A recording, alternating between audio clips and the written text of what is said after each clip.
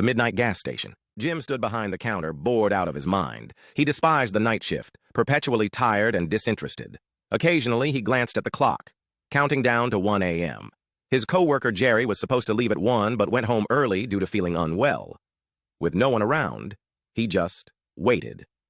At around 10:30, a car arrived. The driver exited and approached the gas station entrance. He appeared a bit tipsy. He grabbed chips and a soda before heading to the counter.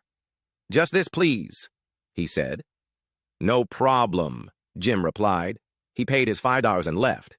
His car crawled out of the parking space. The vehicle disappeared into the darkness. Jim sank into a chair. He wished to leave and forget the customers, but couldn't. Leaving now meant getting fired. He hung his head and dozed off. Things took a turn. At 11:25, a woman burst in. She startled Jim awake, panic written on her face. She scanned the room and spotted Jim. She approached him, glancing nervously at the windows. "Hello? Can you call the police?" Jim rubbed his eyes. "Sorry, the phone's broken." Can I stay here for a bit?" "What's going on?" "Something has been following me and my car broke down the road. It looked like me. I'm not lying, I promise." Jim was now visibly concerned.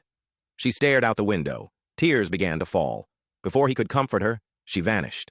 The automatic door closed. Jim was unsettled by the encounter. Call the police? Definitely not. He continued to wait. Things got even weirder. At midnight, something entered. Jim had fallen asleep again. It tapped his shoulder. He looked up. It was not the woman from earlier. She grinned maniacally. Its eyes were morose, normal, yet able to look in impossible directions.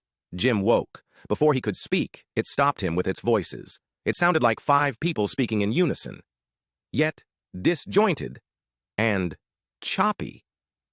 "You saw nothing. Go to sleep." Jim's lip quivered as it ejected itself out the door and slinked into the darkness. Safe to say he never worked the night shift again.